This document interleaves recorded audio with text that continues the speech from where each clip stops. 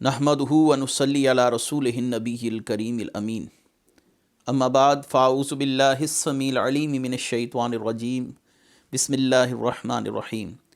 قال اللہ تبارک و تعالی فی القرآن الحکیم ان اللہ وملائکتہ یصلون علی النبی یا ایہا الذین آمنوا صلوا علیہ وسلموا تسلیما الصلاۃ والسلام علیک یا رسول اللہ وعلی آلک و اصحابک یا نبی اللہ۔ اللہ تعالیٰ کی بے حد و حساب حمد و ثنا سرور کونین جان عالم وجہ تخلیق کائنات حضرت محمد مصطفیٰ صلی اللہ علیہ وآلہ واصحابہ وسلم اور آپ کے جمیع آل و اصحاب کی بارگاہ ناز میں درود و سلام کے نذرانوں کے بعد میرے لیے انتہائی عزت اور احترام کے لائق سامعین ذی قدر میرے دینی اور یقینی دوستوں، بزرگوں اور بھائیوں، بحمدہ تعالی آج ایک مرتبہ پھر دفاع صحابہ کے سلسلے میں آپ کی خدمت میں حاضر ہیں، اور آج کا یہ درس شہریار رضا عابدی جو مشہور رافضی عالم ہے اس کی جانب سے اٹھائے گئے کئی اشکالات کے جوابات کے سلسلے میں کیا جا رہا ہے۔ آج کے درس کا مرکزی جو معاملہ ہے، مرکزی نقطہ نظر ہے، وہ یہ ہے کہ شہریار رضا عابدی نے بڑے وثوق سے یہ بات کہی کہ صدیق اکبر ہو یا فاروق اعظم یا فاروق کا جو لقب ہے یہ ان دو حضرات کے لیے ثابت نہیں ہے، بلکہ اس نے ایک قدم مزید آگے جا کر اس بات کا بھی دعویٰ کر دیا کہ فاروق کا جو لقب حضرت عمر فاروق رضی اللہ تعالیٰ عنہ کے لیے استعمال کیا جاتا ہے، یہ لقب اہل کتاب کی طرف سے ان کے لیے مخصوص کیا گیا تھا۔ اور دوسرا اس کی جانب سے جو سوالات اٹھائے گئے، ایک سوال یہ بھی تھا کہ حضرت علی رضی اللہ تعالیٰ عنہ وہ ذات ہیں جن کو امیر المومنین کہا گیا، سید المسلمین کہا گیا، اور اس کے علاوہ دیگر القاب کا بھی اس نے ذکر کیا۔ انشاءاللہ آگے چل کر میں اس کے حوالہ جات پر گفتگو کروں گا، اور آج میں اپنے درس کی ابتدا کرنا جو چاہ رہا ہوں وہ اس کے بنیادی جو پہلے سوالات ہیں ان کے حوالے سے اپنی گفتگو شروع کرتا ہوں۔ شہریار رضا عابدی کا کہنا یہ ہے کہ یہ القاب صدیق اکبر اور فاروق اعظم رضی اللہ تعالیٰ عنہ کے لیے جو اہل سنت کے ہاں مستعمل ہیں، ان کا ثبوت نہیں ملتا۔ تو آپ کے سامنے یہ اس کا کلپ موجود ہے، آپ سماعت فرمائیے اس کا سوال، اس کے بعد میں جواب عرض کرتا ہوں کہ عمر فاروق رضی اللہ تعالیٰ عنہ کو فاروق کا لقب کہاں سے ملا تھا۔ لیکن بعد میں آنے والے زمانے میں صدیق اکبر لقب جناب ابو بکر کو دے دیا گیا، اور فاروق یا فاروق اعظم جناب عمر کو دے دیا گیا، جبکہ یہ دونوں القاب رسول اللہ صلی اللہ علیہ وسلم نے مولا امیر المؤمنین کو عطا فرمائے۔ آپ نے سماعت کیا شہریار رضا عابدی کا سوال یہ ہے کہ عمر فاروق رضی اللہ تعالیٰ عنہ کو فاروق کہنا یہ ثابت نہیں ہے۔ اس کو آپ قلت مطالعہ کہیے یا جہالت کہیے کہ اس نے اتنا بڑا دعویٰ کر دیا کہ حضرت عمر فاروق رضی اللہ تعالیٰ عنہ کو فاروق کہنا ثابت نہیں ہے، احادیث سے اللہ رسول کی جانب سے ان کے لیے کوئی ایسا لقب مختص نہیں کیا گیا۔ یہ آپ کے سامنے آ رہی ہے طبقات ابن سعد، اور طبقات ابن سعد کی روایت میں آپ کے سامنے پڑھنے لگا ہوں۔ سیدہ عائشہ رضی اللہ تعالی عنہا سے سوال کیا گیا، من سما عمر الفاروق، حضرت عمر فاروق رضی اللہ تعالیٰ عنہ کو لقب کس نے دیا فاروق کا؟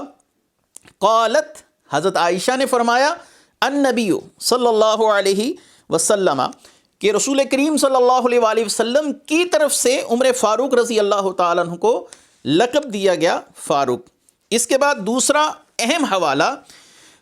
جس کے بعد روافظ کے پاس کوئی مزید حجت نہیں رہے گی اس اعتراض کو داغنے کے لیے، اس اعتراض کو کرنے کے لیے، حضرت عمر فاروق رضی اللہ تعالیٰ عنہ کے حوالے سے مولا علی کرم اللہ وجہہ الکریم کیا فرما رہے ہیں۔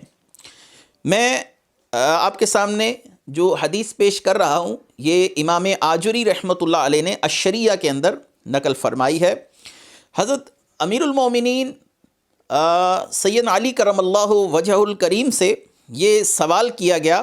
کہ نبی کریم صلی اللہ علیہ وسلم کے اصحاب کے متعلق آپ ہمیں بتائیے آپ نے کیا فرمایا؟ آپ نے فرمایا کہ کل اصحاب رسول اللہ صلی اللہ علیہ وسلم اصحابی، رسول کریم صلی اللہ علیہ وسلم کے تمام اصحاب میرے دوست ہیں، میرے ساتھی ہیں۔ پھر آپ نے کیا، آپ سے کہا گیا قلنا حدثنا عن اصحابک خاصۃ قال ما كان لرسول اللہ صلی اللہ علیہ وآلہ وسلم صاحب الا كان لی صاحبا قلنا حدثنا عن ابی بکر قال ذاک امرؤ سماہ اللہ عز وجل صدیقا علی لسان جبریل و لسان محمد۔ حدیث کا میں مخصوص حساب کے سامنے اس کا ترجمہ پیش کرتا ہوں کہ حضرت علی سے فرمایا گیا کہ آپ بتائیے حضرت ابو بکر صدیق رضی اللہ تعالیٰ عنہ کے متعلق۔ تو آپ نے کیا فرمایا؟ وہ ایک ایسے فرد تھے کہ اللہ تعالیٰ نے حضرت جبریل علیہ السلام اور حضرت محمد مصطفیٰ صلی اللہ علیہ وسلم کی زبانی ان کا نام صدیق رکھا۔ اور آگے کیا فرماتے ہیں؟ آگے فرماتے ہیں کون خلیفۃ رسول اللہ صلی اللہ علیہ وسلم، وہ رسول اللہ صلی اللہ علیہ وآلہ وسلم کے خلیفہ تھے۔ تو مولا علی کا عقیدہ کہ صدیق جو لقب آپ کو دیا گیا وہ اللہ کی طرف سے، رسول کریم صلی اللہ علیہ وسلم کی زبان اقدس سے، حضرت جبریل علیہ السلام کے ذریعے سے لوگوں تک پہنچایا گیا۔ اور حضرت علی رضی اللہ تعالیٰ عنہ فرماتے ہیں وہ اللہ کے رسول کے خلیفہ تھے اور نبی کریم صلی اللہ علیہ وآلہ وسلم ان سے دین کے معاملے میں راضی ہوئے۔ رسول اللہ صلی اللہ علیہ وسلم رضیہ لدیننا فرضینہ لدنیانا، کہ رسول اللہ صلی اللہ علیہ وسلم ان سے دین کے معاملے میں راضی ہوئے اور ہم دنیا کے حوالے سے ان پر راضی ہو گئے، یعنی ان کی خلافت کو تسلیم کر لیا۔ پھر اس کے بعد آپ سے دوسرا سوال کیا گیا، اچھا آپ عمر فاروق رضی اللہ تعالیٰ عنہ کے متعلق فرمائیے۔ یہ حدیث امام آجری رحمۃ اللہ علیہ کی کتاب الشریعہ سے پڑھا ہوں، آپ کے سامنے آ رہی ہے۔ تو آپ نے فرمایا کہ عمر بن خطاب رضی اللہ تعالیٰ عنہ کے لیے کیا فرمایا؟ آپ نے فرمایا ذالکم رون سماہ اللہ عز وجل الفاروق فرق بین الحق والباطل سمعت رسول اللہ صلی اللہ علیہ وسلم یقول اللہم اعز الاسلام بعمرہ، کہ عمر فاروق ایک ایسی شخصیت ہیں جن کا نام اللہ نے فاروق رکھا۔ یہاں پر ہے سماہ اللہ عز وجل الفاروق، کہ اللہ نے ان کا نام فاروق رکھا ہے۔ یہ اہل کتاب کا جو فریب دیا ہے شہریار رضا عابدی دغاباز شخص نے، اس رافضی نے جھوٹ بولا۔ حضرت علی رضی اللہ تعالیٰ عنہ فرما رہے ہیں کہ آپ کو فاروق اللہ تبارک و تعالیٰ نے کہا کیونکہ آپ حق اور باطل کے درمیان فرق کرنے والے تھے، اور رسول اللہ صلی اللہ علیہ وسلم نے فرمایا اے اللہ تو عمر کے ذریعے اسلام کو غلبہ عطا فرما۔ یہ مولا علی کرم اللہ وجہ الکریم کا قول ہے۔ اس کے بعد اگرچہ مزید کسی حوالے کی ضرورت نہیں رہتی، لیکن میں مزید اہل علم کی توجہ کے لیے ایک حوالہ مزید نقل کر دیتا ہوں، اور اس حوالے کو امام باقر پاک سے روایت کیا ہے، نقل کیا ہے امام لالکائی نے اپنی کتاب شرح اصول و اعتقاد الاہل سنہ، اعتقاد و اہل سنہ کے اندر آپ نے اس روایت کو نقل کیا، اور یہ آپ کے سامنے آ رہی ہے امام لالکائی رحمۃ اللہ علیہ کی یہ روایت کہ عبداللہ بن قشیر فرماتے ہیں لقیت ابا جعفر محمد بن علی یشہد ان ابا بکر الصدیق، کہ عبداللہ بن قشیر فرماتے ہیں کہ میں امام باقر سے ملا تو وہ گواہی دے رہے تھے کہ ابو بکر صدیق ہیں، عمر الفاروق رضوان اللہ علیہما،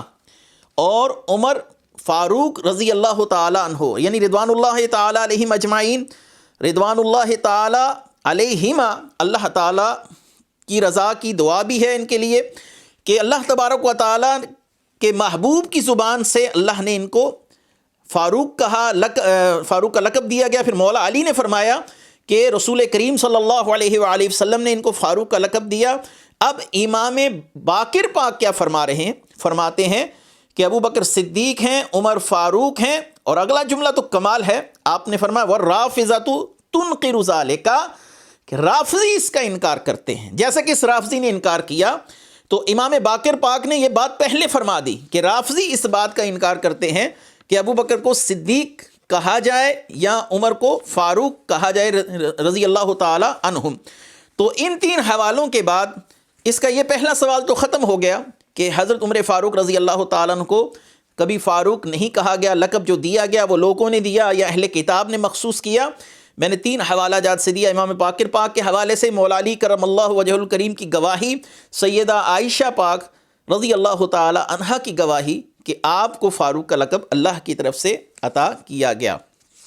اس کے بعد اس کا دوسرا جو سوال ہے کہ حضرت عمر فاروق رضی اللہ تعالی عنہ کو امیر المومنین مغیرہ بن شعبہ نے کہا۔ آپ کے لیے گویا امیر المومنین کا لفظ نہ ہی احادیث مبارکہ میں موجود ہے،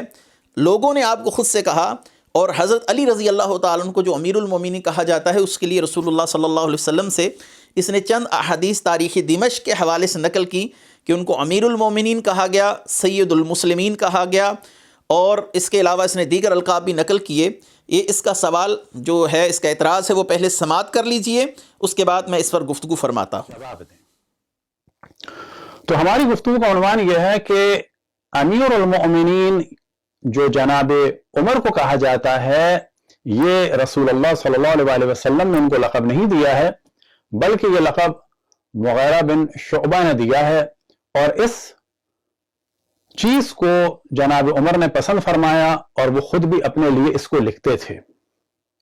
بس اصل گفتگو یہ ہے کہ امیر المؤمنین مولا امیر المؤمنین کو کہا جائے کیونکہ رسول اللہ صلی اللہ علیہ وسلم نے یہ لقب انہیں عطا فرمایا ہے۔ جی، آپ نے اس کی گفتگو کو سماعت کیا۔ اس کے بعد سب سے پہلا حوالہ اس نے مسند بزار سے آپ کے سامنے پیش کیا۔ مسند بزار کا حوالہ بھی آپ سماعت فرما لیجئے، عربی متن یہ پڑھ رہا ہے، اس کے ساتھ یہ ترجمہ کر رہا ہے، اس کا یہ سماعت کر لیجئے۔ میں مسند بزار کے حوالے پر بھی آپ کے سامنے گفتگو کرتا ہوں۔ تو سب سے پہلے آپ کے سامنے کتاب کا حوالہ ہے بحر الزخار المعروف بمسند البزار، جلد نمبر ہے 9 اور صفحہ نمبر ہے 342، حدیث نمبر ہے 3898، عن ابی ذر عن النبی انہ قال لعلی بن ابی طالب انت اول من آمن بی وانت اول من یصافحنی یوم القیامہ وانت الصدیق الاکبر وانت الفاروق، تفرق، اور بعض جگہ ہے تفرق بین الحق والباطل وانت یاسوب المؤمنین والمال یاسوب الکفار۔ آپ نے مسند بزار کا حوالہ سن لیا۔ اس نے مسند بزار کی حدیث نمبر 3898 پڑھی، جس کا ترجمہ یہ ہے کہ ابو ذر نے فرمایا، رسول اللہ صلی اللہ علیہ وآلہ وسلم نے فرمایا کہ اے علی، آپ سب سے پہلے مجھ پر ایمان لائے اور تم ہی قیامت کے دن مجھ سے مصافحہ کرو گے۔ سب سے پہلے تم ہی صدیق اکبر ہو اور تم ہی فاروق ہو، اور تمہارے ذریعے سے ہی اللہ تبارک و تعالی حق اور باطل میں تمیز پیدا کرے گا، اور تم مومنین کی پناہ گاہ ہو جبکہ مال کفار کی پناہ گاہ ہے۔ اس نے آپ کے سامنے حدیث پڑھی۔ اس حدیث پر گفتگو کرنے سے پہلے اہل سنت کا ایک مسلمہ قاعدہ سماعت فرما لیجئے۔ عبداللہ بن مبارک رحمۃ اللہ علیہ فرماتے ہیں، یہ مسلم شریف کا مقدمہ آپ کے سامنے ہے کہ الاسناد من الدین ولولا الاسناد لقال من شاء ما شاء، کہ اگر اسناد نہ ہو پھر جس کا جو دل چاہے وہ کہتا پھرے۔ تو اس کا مطلب یہ ہے کہ اہل سنت کے ہاں سند کو مرکزی حیثیت حاصل ہے۔ اگر سند میں سقم ہے، راوی کذاب ہے، تو متن کو بھی قابل قبول نہیں سمجھا جاتا، یا متن بھی کمزور اور ضعیف سمجھا جائے گا، کیونکہ سند پر متن کا دار و مدار ہوتا ہے۔ اور یہاں پر رافضیوں کا ایک مشہور اعتراض ہے کہ محدثین حضرت علی رضی اللہ تعالیٰ عنہ کا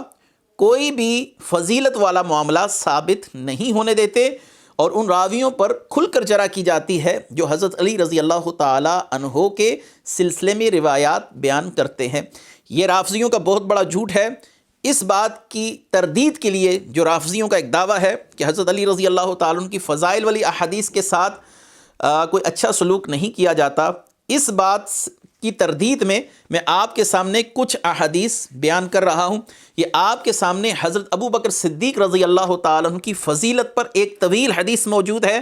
جس میں اسید بن صفوان فرماتے ہیں کہ جب حضرت ابو بکر صدیق کا انتقال ہو گیا، مولا علی کرم اللہ وجہہ الکریم تشریف لائے،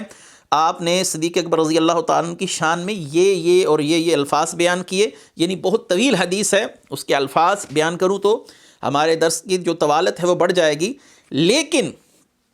قطع نظر اس کے یہ حضرت ابو بکر صدیق رضی اللہ تعالیٰ عنہ کی شان میں حدیث مبارکہ ہے۔ محدثین نے اس حدیث میں جو راوی کذاب تھا اس کا ذکر بھی کیا اور اس راوی کے کذاب ہونے کو بیان کیا، کوئی بات نہیں چھپائی۔ اس کا مطلب ہے کہ محدثین کے ہاں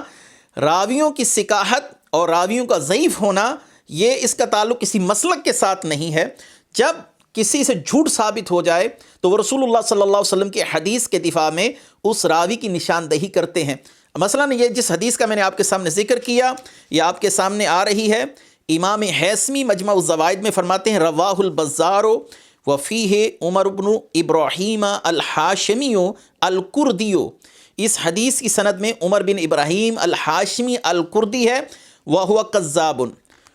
تو یہ صدیق اکبر رضی اللہ تعالیٰ عنہ کی فضیلت میں حدیث ہے، لیکن امام حیثمی نے کیا فرمایا کہ اس کا راوی کذاب ہے، یعنی اس سے استدلال نہ کیا جائے۔ اسی کی دوسری مثال اسی کتاب مجمع الزوائد سے امام حیثمی رحمۃ اللہ علیہ نے ایک حدیث جو ابو بکر صدیق رضی اللہ تعالیٰ عنہ ہی کی فضیلت میں ہے اس کے متعلق کیا فرمایا کہ سید عائشہ فرماتی ہیں کہ رسول اللہ صلی اللہ علیہ وسلم نے فرمایا کہ ابو بکر صدیق کی آمد کے مخصوص دروازے کے علاوہ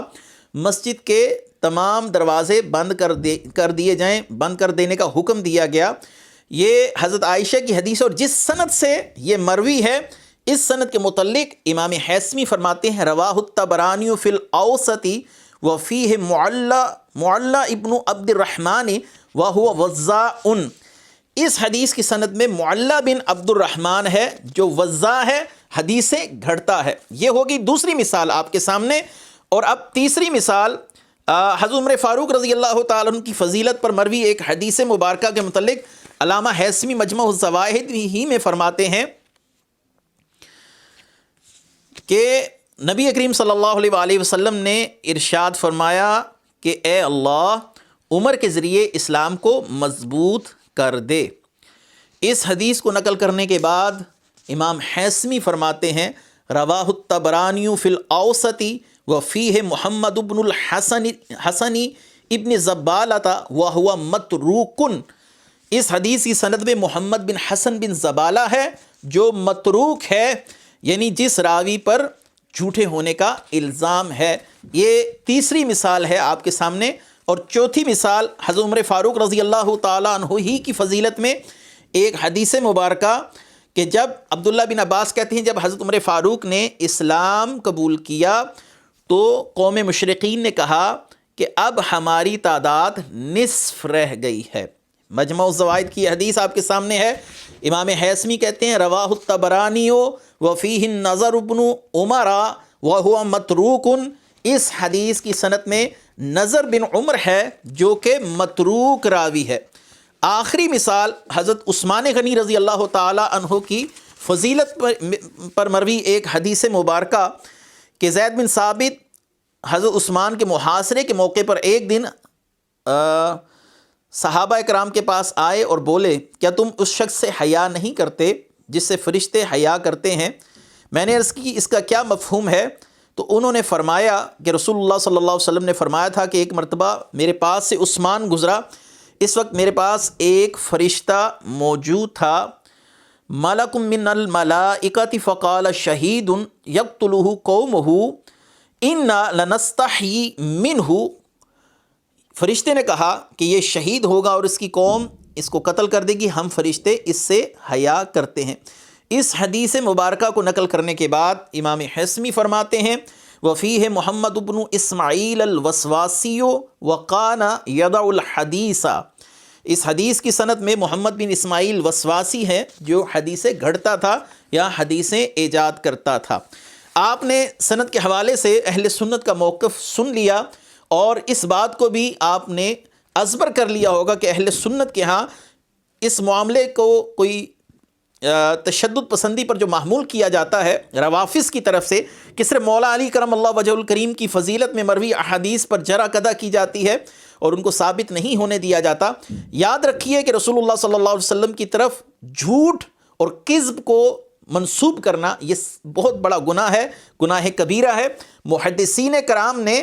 قطع نظر اس کے کہ یہ حدیث کس کی فضیلت میں ہے، رسول اللہ صلی اللہ علیہ وسلم کی طرف جھوٹ منسوب کرنے کی کھلے عام تردید فرمائی اور راویوں پر کھل کر جرح کی۔ اب یہاں پر آتے ہیں، شہریار رضا عابدی نے جو حدیث پڑھی تھی مسند بزار کی، اور مسند بزار کی حدیث سے استدلال کیا تھا کہ رسول اللہ صلی اللہ علیہ وسلم نے فرمایا کہ آپ صدیق اکبر ہیں، آپ فاروق اعظم ہیں، آپ ہی قیامت کے دن مجھ سے سب سے پہلے مصافحہ کریں گے۔ یہ حدیث اب آپ کے سامنے آ رہی ہے، آپ اس کی سند کو غور سے دیکھیے۔ اس میں محمد بن عبید اللہ بن ابی رافع یہ مرکزی راوی ہے اس حدیث کا، محمد بن عبید اللہ بن ابی رافع آپ کو نظر آ رہا ہے۔ اس راوی کے متعلق امام ذہبی رحمۃ اللہ علیہ میزان الاعتدال میں فرماتے ہیں کہ یہ راوی ضعیف ہے، اور امام بخاری رحمۃ اللہ علیہ نے کیا فرمایا کہ یہ راوی منکر الحدیث ہے۔ اور یاد رکھیے جب بخاری کسی راوی کے متعلق یہ جرح کر دیں اس سے روایت لینا حلال نہیں رہتا، اس سے روایت لینا حلال نہیں ہے۔ امام یحییٰ بن معین کی جرح ہے لیس بشیء، یہ کوئی چیز نہیں ہے، اس کا کوئی مقام نہیں، اور امام ابو حاتم نے بھی اس کو منکر الحدیث جداً کہا، بہت ہی زیادہ ضعیف راوی ہے یہ۔ اور امام ذہبی رحمۃ اللہ علیہ کی جرح کے بعد آپ کے سامنے آ رہی ہے اللالی المصنوع، امام سیوطی رحمۃ اللہ علیہ اس حدیث مبارکہ کے متعلق، اس حدیث کے متعلق کیا فرماتے ہیں؟ فرماتے ہیں کہ اس حدیث کی سند میں محمد بن عبید اللہ ہے، لیس بشیء، وہ کوئی چیز نہیں ہے، اور آگے چل کے کیا فرماتے ہیں؟ وہ محمد متہم، محمد بن عبید اللہ پر جھوٹ کی تہمت ہے، کذب کی تہمت ہے۔ خود دیکھیے کہ یہ اہل سنت کے مسلمات کو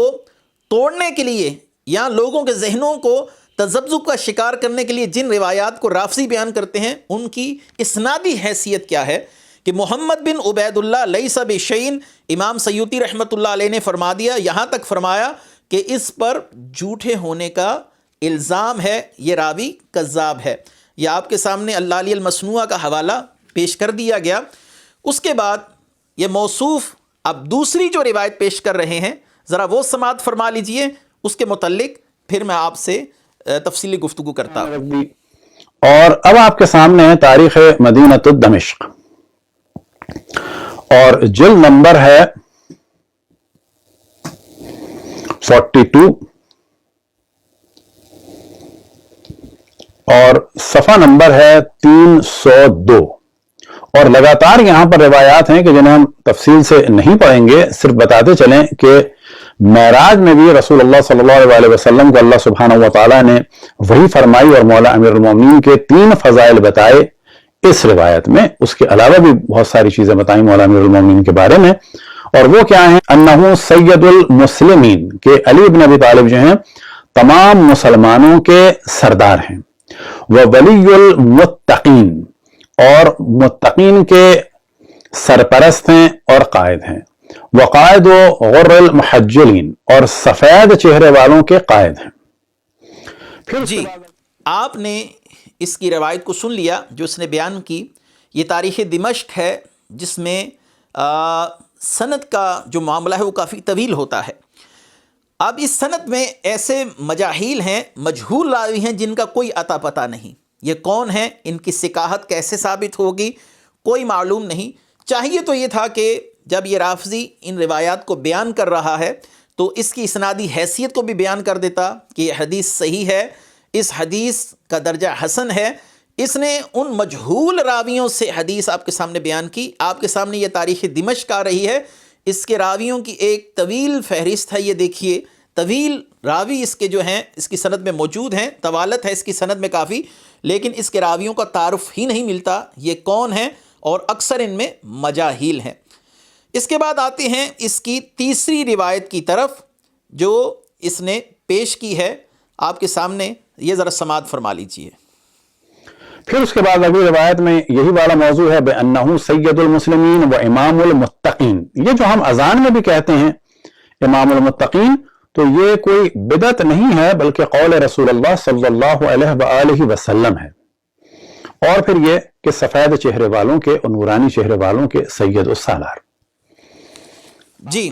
آپ نے اس کی روایت سن لی۔ اس نے پڑھا کہ حضرت علی رضی اللہ تعالیٰ عنہ کو نبی کریم صلی اللہ علیہ وسلم نے فرمایا انہ سید المسلمین و امام المتقین و قائد الغر المحجلین۔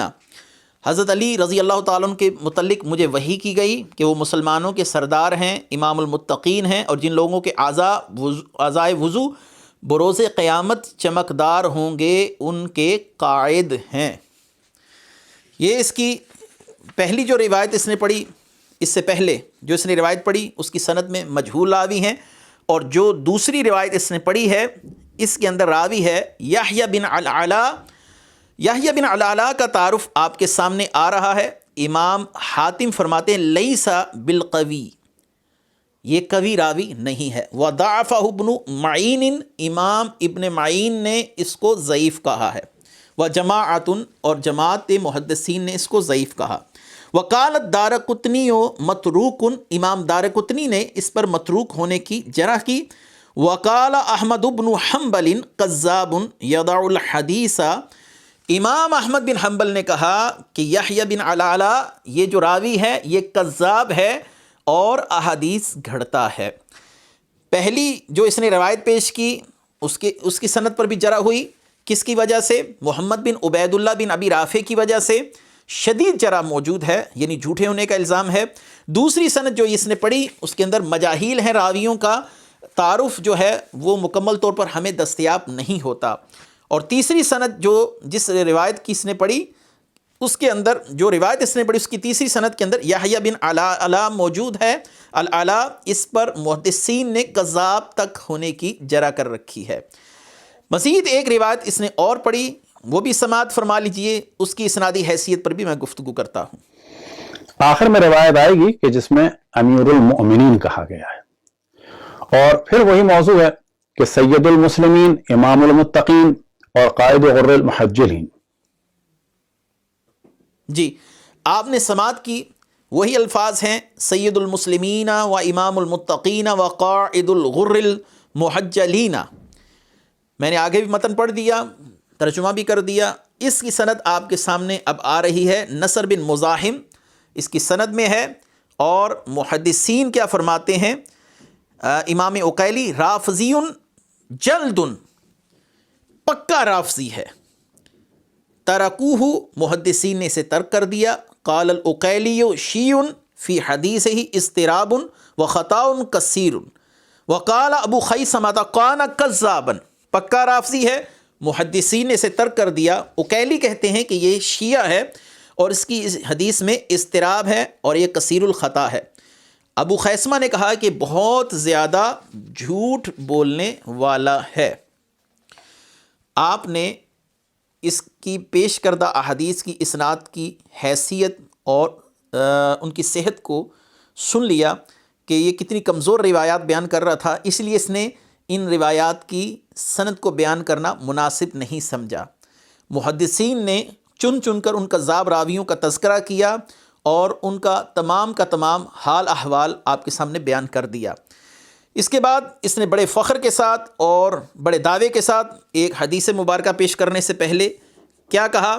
یہ سنیے۔ یہ کہتا ہے کہ آخر میں اصل میں وہ روایت ہم آپ کو دکھانا چاہتے ہیں جس میں حضرت انس رضی اللہ تعالی عنہ کو نبی کریم صلی اللہ علیہ وسلم نے فرمایا جو اس دروازے سے سب سے پہلے داخل ہوگا وہ امیر المومنین ہے، وہ روشن چہرے والوں کا قائد ہے اور سید المؤمنین ہے۔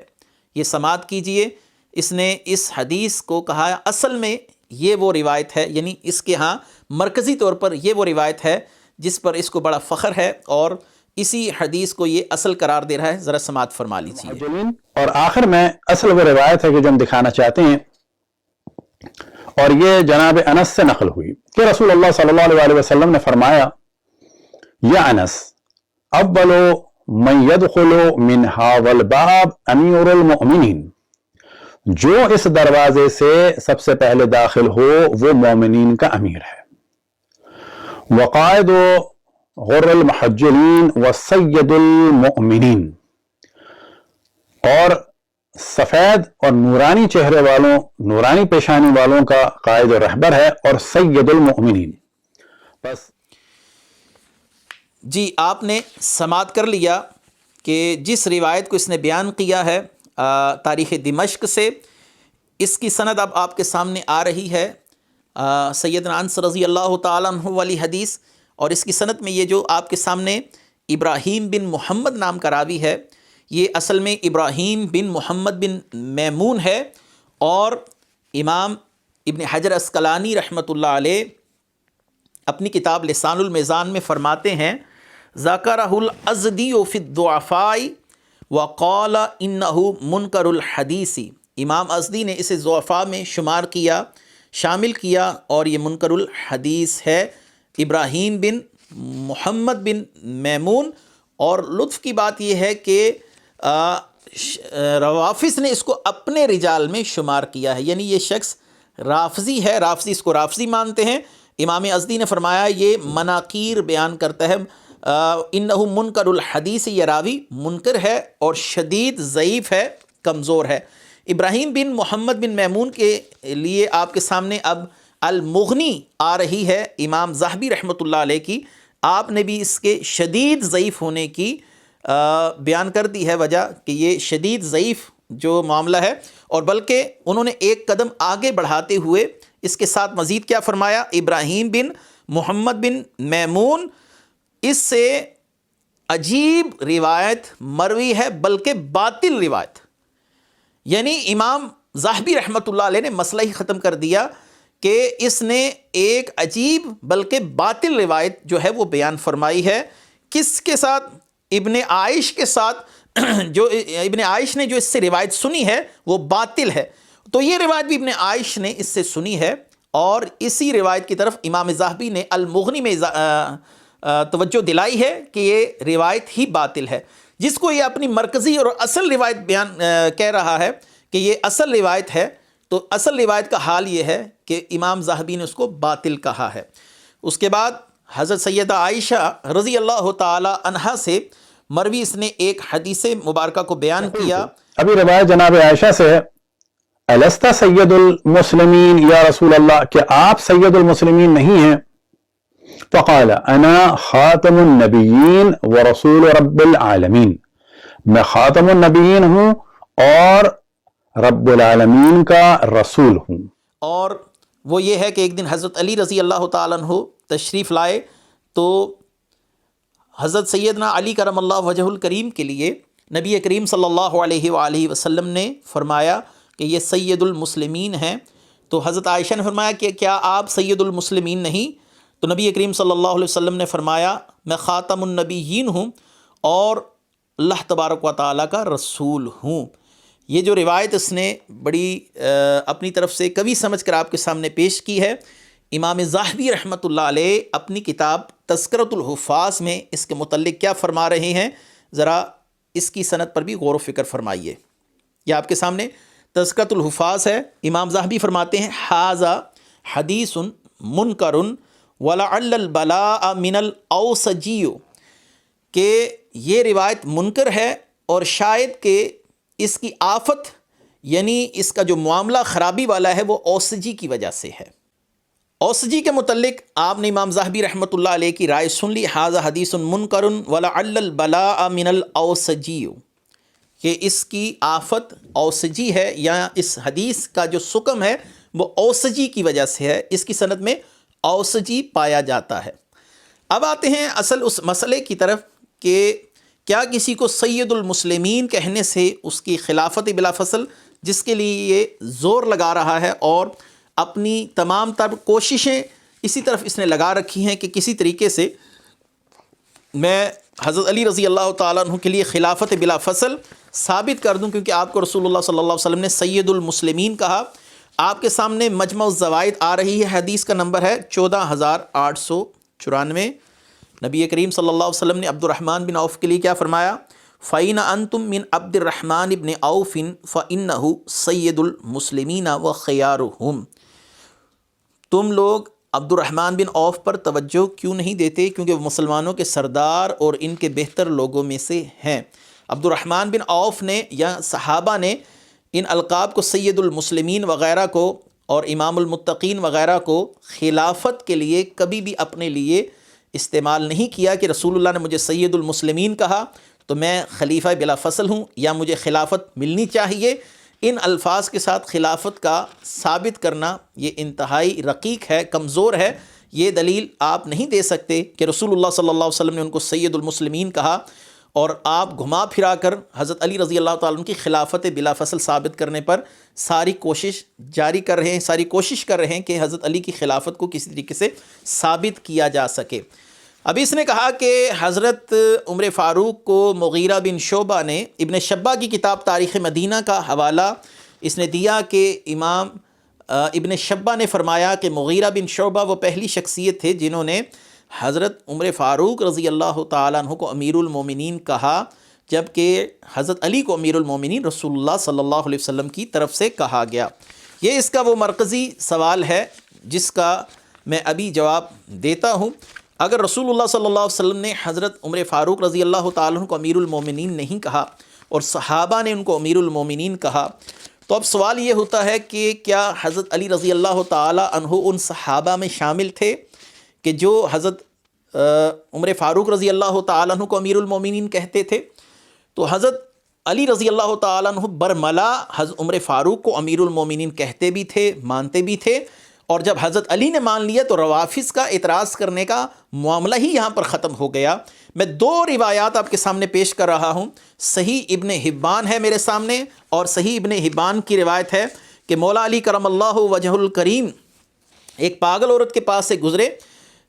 جس نے بدکاری کی تھی۔ حضرت عمر فاروق نے اسے رجم کرنے کا حکم دے دیا۔ تو حضرت علی رضی اللہ تعالی عنہ نے کیا فرمایا؟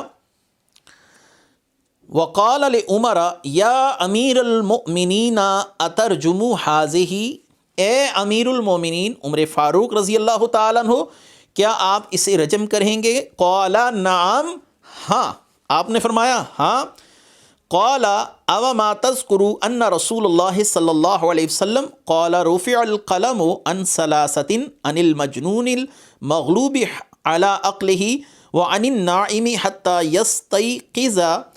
اور حضرت عمر فاروق رضی اللہ تعالیٰ عنہ سے حضرت علی نے کیا فرمایا؟ اے امیر المومنین آپ اسے رجم کریں گے؟ انہوں نے کہا ہاں۔ تو حضرت علی نے فرمایا کہ آپ کو یاد نہیں رسول اللہ صلی اللہ علیہ وسلم نے فرمایا 3 آدمیوں سے قلم اٹھا لیا گیا، مجنون جس کی عقل زائل ہو گئی ہو سونے والے سے یہاں تک کہ جاگ جائے، اور بچہ یہاں تک کہ وہ بالغ ہو جائے۔ حضرت علی تو سیدنا عمر فاروق کو امیر المومنین کہہ بھی رہے ہیں، اور حضرت امیر المومنین رضی اللہ تعالیٰ عنہ، عمر فاروق رضی اللہ تعالیٰ عنہ کے امیر المومنین ہونے کے لیے یہ ایک گواہی سب پر بھاری ہے کہ حضرت علی فرما رہے ہیں کہ اے امیر المومنین۔ دوسری روایت آپ کے سامنے مستدرک سے آ رہی ہے، امام حاکم نے مستدرک میں اس کو روایت کیا کہ جب حضرت عمر فاروق طواف کر رہے تھے تو آپ حجر اسود کے سامنے آ کر کھڑے ہو گئے، اور آپ نے فرمایا کہ تو نہ نفع دے سکتا ہے نہ نقصان دے سکتا ہے، اگر میں نے رسول کریم صلی اللہ علیہ وسلم کو تجھے بوسہ دیتے ہوئے نہ دیکھا ہوتا تو میں تجھے کبھی بوسہ نہ دیتا۔ فقال له علی بن ابی طالب، حضرت علی رضی اللہ تعالی عنہ نے کیا فرمایا؟ بلا یا امیر المؤمنین انہ یضر وینفع، مولا علی نے فرمایا کیوں نہیں اے امیر المؤمنین، بے شک یہ نفع بھی دیتا ہے نقصان بھی دیتا ہے۔ اس روایت میں بھی حضرت علی رضی اللہ تعالیٰ عنہ کا سیدنا عمر فاروق کو امیر المومنین کہنا ثابت ہے، اور جس نے بھی پہلی بار حضرت عمر فاروق کو مغیرہ بن شعبہ وغیرہ یا کسی اور صحابی نے جس سے بھی ثابت کر لیں، ان کو کوئی فائدہ نہیں، کیونکہ حضرت علی رضی اللہ تعالیٰ عنہ نے جب حضرت عمر فاروق کو امیر المومنین کہہ دیا تو حضرت علی رضی اللہ تعالیٰ عنہ کے امیر المومنین کہنے کے بعد روافظ کے تمام دلائل اور اعتراضات جو ہیں وہ زمین بوس ہو جاتے ہیں، منہدم ہو جاتے ہیں۔ اور جتنی روایات اس نے پیش کی رافضی نے، جن کی اسنادی حیثیت پر میں نے اختصار کے ساتھ گفتگو کی ہے، تاکہ ہمارا یہ درس طوالت کا شکار نہ ہو جائے۔ تو خود سوچئے اگر حضرت علی رضی اللہ تعالیٰ عنہ ان روایات کی صحت بھی اگر ثابت ہو جائے تو حضرت علی رضی اللہ تعالیٰ عنہ حضرت عمر فاروق کو امیر المومنین مان رہے ہیں، تو اس کا مطلب یہ ہے کہ حضرت علی رضی اللہ تعالیٰ عنہ ان احادیث سے یہ مفہوم اخذ ہی نہیں کرتے تھے یا نہیں اخذ کیا جو کہ روافظ کر رہے ہیں کہ آپ خلیفہ بلا فصل ہیں، آپ سے پہلے کسی کے لیے خلافت ہے وہ غاصبانہ قبضہ ہے وغیرہ وغیرہ۔ اللہ تعالیٰ ان کی ان باتوں سے ہمیں پناہ دے۔ اب آتے ہیں امام احمد بن حنبل رحمۃ اللہ علیہ کے حوالے کی طرف، اور اس رافضی نے 2-3 مرتبہ اسی درس میں اپنی اسی تقریر کے اندر حضرت عمر فاروق کو رسول اللہ صلی اللہ علیہ وسلم کا سیاسی خلیفہ کہا، کہ خلیفہ دوم سیاسی نے یہ کہا۔ تو یاد رکھیے جو اصطلاح ہے سیاسی کی، یہ بھی ان کی خود ساختہ ہے، ان کی خانہ ساز تشریح ہے۔ رسول اللہ صلی اللہ علیہ وسلم کے چاروں خلفائے کرام جو خلافت راشدہ خاصہ ہے، ابو بکر صدیق ہیں، عمر فاروق ہیں، حضرت عثمان غنی ہیں، مولا علی ہیں، یہ چاروں کو چاروں ظاہری اور باطنی خلافتوں دونوں کے جامع ہیں۔ رسول اللہ صلی اللہ علیہ وآلہ وسلم نے فرمایا خلافت النبوتی 30 سنتاً، آپ کے سامنے کتاب الاعتقاد آ رہی ہے کہ میرے بعد خلافت نبوت 30 سال تک رہے گی۔ 30 سال تک خلافت نبوت کا جو معاملہ ہے، تو 30 سال خلافت نبوت ابو بکر صدیق، حضرت عمر فاروق، حضرت عثمان غنی اور مولا علی پر پورا ہو جاتا ہے، جیسا کہ اس سے اوپر والی حدیث کے سیدنا سفینہ فرماتے ہیں کہ خلافت ابی بکر و خلافت عمر و خلافت عثمان و خلافت علی فنظرنا فوجدناها 30 سنتاً، ہم نے ان چاروں کی خلافتوں کو شمار کیا، پس ہم نے پایا کہ یہ 30 سال مکمل ہو گئے۔ خلافت نبوت وہ ہوتی ہے جس میں جو خلیفہ نبوت ہے وہ ظاہر اور باطن دونوں کا جامع ہو، کمالات کا جامع ہو۔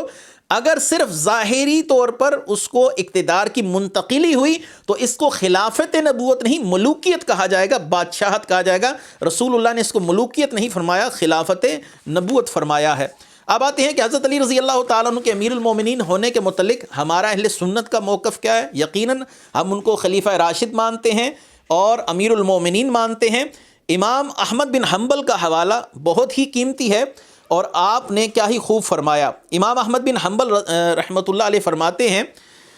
امام میمونی کہتے ہیں سمیت احمد بن حنبل وقیل الی ما تذهب فی الخلافۃ قال ابو بکر و عمر و عثمان و علی فقیل له کأنک تذهب الی حدیث سفینۃ قال اذهب الى حدیث سفینۃ و الی شیء آخر رأیت علی فی زمن ابی بکر و عمر و عثمان لم یتسمی بامیر المومنین۔ امام احمد بن حنبل فرماتے ہیں کہ ابو بکر صدیق، عمر فاروق، عثمان غنی اور علی المرتضیٰ رضی اللہ تعالی عنہ تک میں حدیث سفینہ سے استدلال کرتا ہوں، میں یہاں تک جاتا ہوں، اور فرمایا حدیث سفینہ کی روشنی میں یہ بات بھی میں کرتا چلوں۔ امام احمد بن حنبل فرما رہے ہیں کہ میں نے علی رضی اللہ تعالیٰ عنہ کو دیکھا، حضرت ابو بکر صدیق، حضرت عمر فاروق، عثمان غنی کے زمانے میں آپ کو امیر المومنین نہیں کہا جاتا تھا، صحابہ اکرام اہل بیت آپ کو امیر المومنین نہیں کہتے تھے۔ لم یتسمی بامیر المومنین، آپ کو امیر المومنین نہیں کہا جاتا تھا، نہ ہی آپ نے اس دورانیے میں ابو بکر صدیق کے دور میں، سیدنا عمر فاروق کے دور میں، سیدنا عثمان غنی کے دور میں آپ نے ولم یقیم الجمعہ والحدود ثم رأیتہ بعد قتل عثمان، کہ ہم نے دیکھا کہ آپ نے نہ ہی جمعے قائم کیے نہ ہی حدود قائم کی، یعنی جمعہ پڑھانا خلیفہ کی ذمہ داری تھی وہ آپ نے نہیں کیا، حدود آپ نے اس دور میں قائم نہیں کی۔ پھر میں نے جانا کہ عثمان غنی کی خلافت کے بعد آپ نے ایسا کیا، تو میں نے جان لیا کہ اس وقت جو کچھ بھی ثابت ہوا آپ کے لیے، یعنی آپ کے لیے امیر المومنین ہونا، ما لم یکن لہو قبل ذالک، وہ اس سے پہلے ثابت نہیں ہوا تھا، یعنی پہلے تینوں کی خلافتیں بھی صحیح تھیں، ان کے لیے جو امیر المومنین کہنے کا لقب ہے وہ ان کے دور میں صحابہ اکرام نے کہا۔ اور یاد رکھی جن صحابہ اکرام نے مولا علی کرم اللہ وجہ الکریم کے ہاتھ پر بیعت کی، مولا علی کرم اللہ وجہ الکریم کی خلافت منعقد ہوئی، وہی صحابہ اکرام حضرت عمر فاروق کو امیر المومنین کہتے تھے، عثمان غنی کو امیر المومنین کہتے تھے۔ اگر آپ کو ان صحابہ کے اس عمل پر شبہ ہے یا اس عمل پر اعتراض ہے کہ وہ حضرت عمر فاروق کو امیر المومنین کیوں کہتے تھے، حضرت عثمان غنی کو امیر المومنین کیوں کہتے تھے؟ پھر سوال یہ ہے کہ ان صحابہ اکرام نے جو مولا علی کی بیعت کی، مولا علی کو اپنے لیے خلیفہ مقرر کر لیا، تو پھر مولا علی کرم اللہ وجہ الکریم کے خلیفہ مقرر ہونے پر بھی آپ کو اعتراض ہونا چاہیے، کیونکہ انہی صحابہ نے حضرت علی کی بیعت کی، انہی صحابہ نے حضرت علی کے دور میں حضرت علی کے احکام کی اطاعت کی، یہی صحابہ حضرت علی رضی اللہ تعالیٰ عنہ کے دور میں حضرت علی کے ساتھ جا کر جنگیں لڑتے رہے۔ اللہ تبارک و تعالی ہمیں دین کی سمجھ عطا فرمائے۔ وآخر دعوانا ان الحمد للہ رب العالمین۔